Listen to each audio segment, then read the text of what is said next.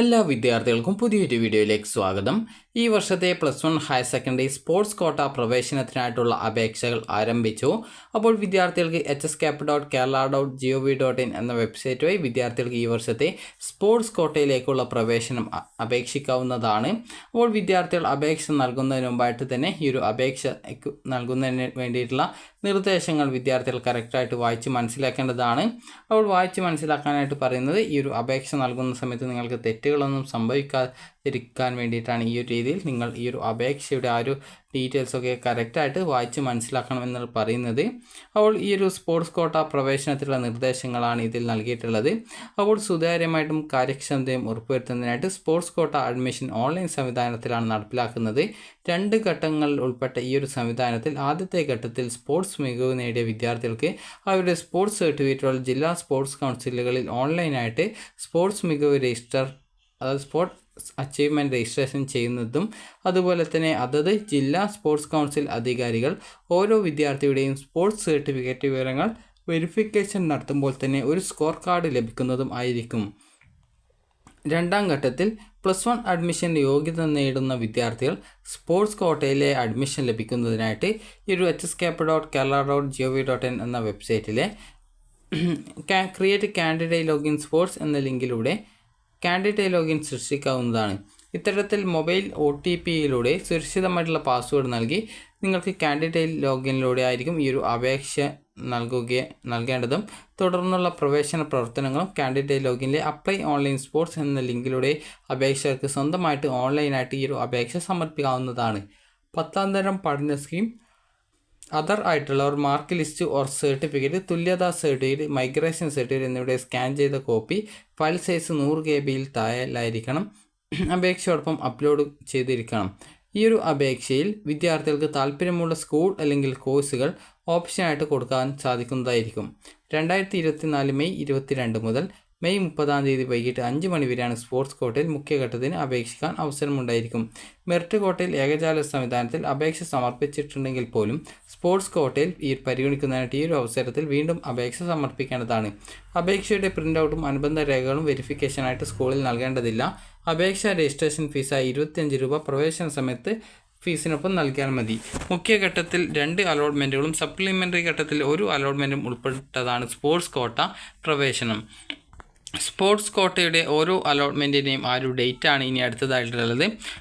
Sports മികവ് രജിസ്ട്രേഷനും വെരിഫിക്കേഷനും 21-ാം തീയതി, അതായത് ഈ ഒരു 21-ാം തീയതി എന്ന് പറയുന്നത് ഇപ്പോൾ ഇന്നാണ്. അപ്പോൾ ഇന്ന് മുതൽ 29-ാം തീയതി വരെയാണ് വിദ്യാർത്ഥികൾക്ക് സ്പോർട്സ് മികവ് രജിസ്ട്രേഷനും അതുപോലെ വെരിഫിക്കേഷനും ചെയ്യാൻ സാധിക്കുക.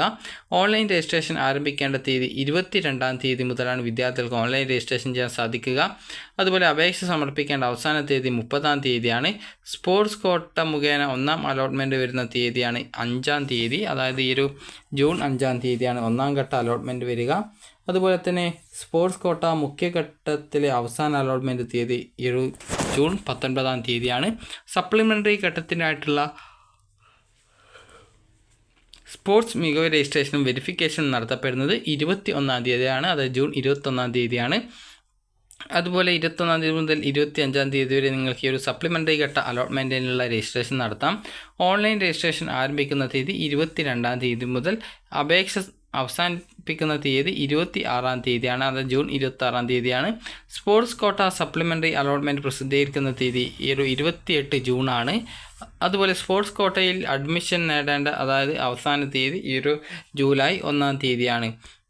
അപ്പോൾ ഈ ഒരു ജൂലൈ 1-ാം തീയതി സ്പോർട്സ് കോട്ടയിലേക്കുള്ള പ്രവേശനം പൂർത്തീകരിച്ച ശേഷം ഒഴിഞ്ഞു കിടക്കുന്ന സീറ്റുകൾ പൊതു മെറിറ്റ് സീറ്റായിട്ട് പരിവർത്തനം ചെയ്ത് 1ാം സപ്ലിമെൻ്ററി അലോട്ട്മെൻറ്റിനായിട്ടുള്ള ഒഴിവിനൊപ്പം പ്രസിദ്ധീകരിക്കും. അതുകൊണ്ട് തന്നെ വിദ്യാർത്ഥികൾ സ്പോർട്സ് കോട്ടയിലേക്ക് അപേക്ഷ നൽകുന്നുണ്ടെങ്കിൽ ഇപ്പോൾ തന്നെ നിങ്ങളുടെ അച്ചീവ്മെൻറ്റ് രജിസ്ട്രേഷൻ ചെയ്യുക. അച്ചീവ്മെൻറ്റ് എന്ന് പറഞ്ഞാൽ നിങ്ങൾ ഈ ഒരു 10ാം ക്ലാസ് പഠിക്കുന്ന സമയത്ത് നേടിയിട്ടുള്ള നേട്ടങ്ങളെയാണ് അച്ചീവ്മെൻറ്റ്സ് കൊണ്ട് ഉദ്ദേശിക്കുന്നത്. അതായത് ഓരോ സർട്ടിഫിക്കറ്റ്സ് ഒക്കെയാണ് ഉദ്ദേശിക്കുന്നത്. അപ്പോൾ സ്പോർട്സ് അച്ചീവ്മെൻറ്റ് രജിസ്ട്രേഷൻ എന്ന ലിങ്കിൽ ക്ലിക്ക് ചെയ്യുക.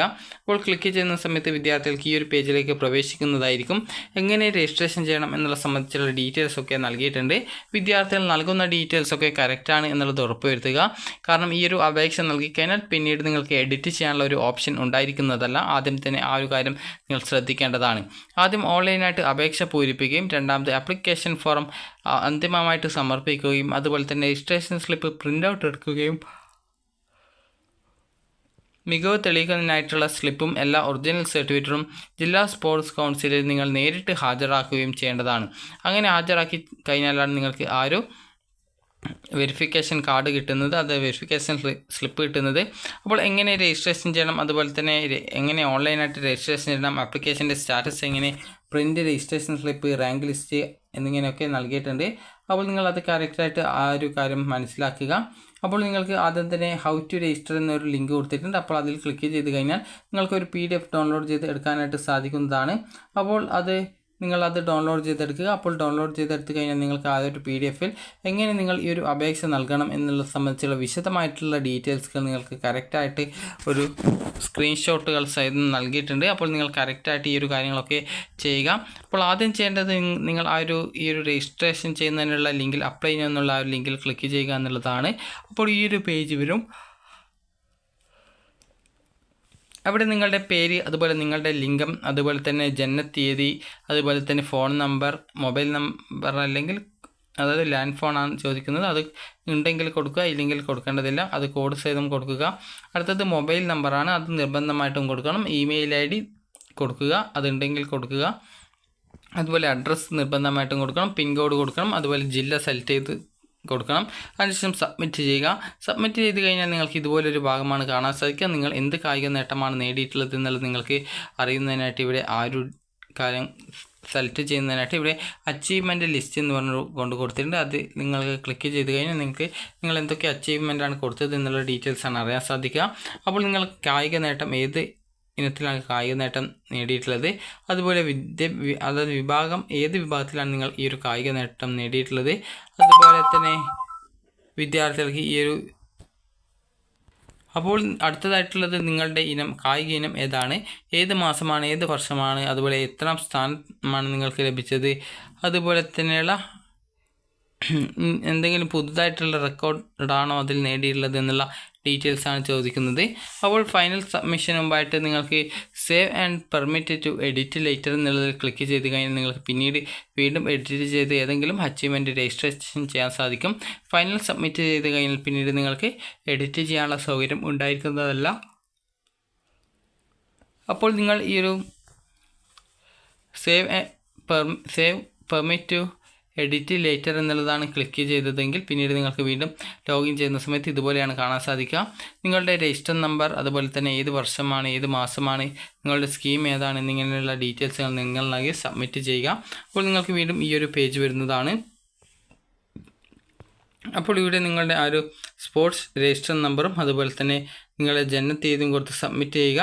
സബ്മിറ്റ് ചെയ്ത് കഴിഞ്ഞാൽ വിദ്യാർത്ഥികൾക്ക് പിന്നീട് വീണ്ടും ആ ഒരു ഡീറ്റെയിൽസുകൾ നൽകാനുള്ള ആ ഒരു ഭാഗം കാണാൻ സാധിക്കും. അതിൽ നിങ്ങൾക്ക് വേണ്ട അച്ചീവ്മെൻറ്റ്സ് വീണ്ടും ആഡ് ചെയ്ത് കൊടുക്കാം. അപ്പോൾ അടുത്തതായിട്ടുള്ളത് ഫൈനൽ സബ്മിഷനാണ്. ഫൈനൽ സബ്മിഷൻ മുമ്പായിട്ട് ഈ ഫൈനൽ സബ്മിറ്റ് ചെയ്ത ശേഷം നിങ്ങൾക്ക് ആ ഒരു സ്ലിപ്പ് പ്രിൻ്റ് ഔട്ട് എടുക്കാൻ സാധിക്കുന്നതാണ്. ഫൈനൽ സബ്മിഷൻ കൊടുക്കുന്ന സമയത്ത് നിങ്ങൾ നേരത്തെ നൽകിയിട്ടുള്ള ഫുൾ ഡീറ്റെയിൽസും കാണിക്കും. അതിനുശേഷം confirm, final submission, cancel, back to edit എന്നിങ്ങനെ 3 ബട്ടൺ സ്ക്രീനിൽ കാണും. കൺഫേം ഫൈനൽ സബ്മിഷൻ ക്ലിക്ക് ചെയ്ത് കഴിഞ്ഞാൽ നിങ്ങൾക്ക് ആ ഒരു ഫൈനൽ കൺഫേം ചെയ്യുകയും നിങ്ങളുടെ ആ ഒരു സ്ലിപ്പ് പ്രിൻ്റ് ഔട്ട് എടുക്കാൻ സാധിക്കുകയും ചെയ്യും. ബാക്ക് ടു എഡിറ്റ് ക്ലിക്ക് ചെയ്ത് കഴിഞ്ഞാൽ ആ ഒരു വിവരങ്ങൾ തിരുത്താൻ സാധിക്കും. അതുപോലെ ക്യാൻസൽ കൊടുത്താൽ പുറത്തേക്ക് പോവുകയും ചെയ്യുന്നതാണ്. അപ്പോൾ വിദ്യാർത്ഥികൾക്ക് ഈ ഒരു വീഡിയോ ഉപകാരപ്രദമായിട്ടുണ്ടെങ്കിൽ ലൈക്ക് ചെയ്യുക, ഷെയർ ചെയ്യുക. അപ്പോൾ വിദ്യാർത്ഥികൾ ഈ ഒരു അപേക്ഷ നിങ്ങൾ നൽകാനായിട്ട് ശ്രദ്ധിക്കുക. അപ്പോൾ നിങ്ങൾക്ക് സ്പോർട്സ് കോട്ടയിൽ അച്ചീവ്മെൻറ്റ് ഉണ്ട് എങ്കിൽ നിങ്ങൾ കറക്റ്റായിട്ട് ഈ ഒരു ഡീറ്റെയിൽസും കാര്യങ്ങളൊക്കെ മനസ്സിലാക്കിയ ശേഷം മാത്രം ഈ ഒരു അപേക്ഷ നൽകുക. അപ്പോൾ ഈ ഒരു വീഡിയോ ഉപകാരപ്രദമായിട്ടുണ്ടെങ്കിൽ ലൈക്ക് ചെയ്യുക, ഷെയർ ചെയ്യുക. എന്തെങ്കിലും സംശയമുണ്ടെങ്കിൽ താഴെ കമൻറ്റ് ചെയ്യുക. Thank you for watching.